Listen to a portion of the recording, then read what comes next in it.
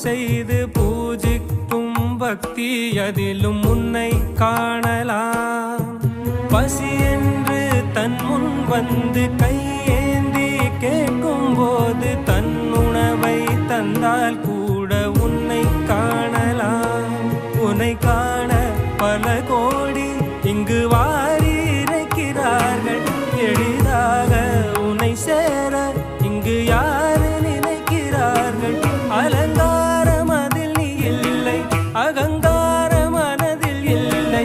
துளி கள்ளம் கபடம் கலந்திடாத அன்பில் இருக்கிறாய்.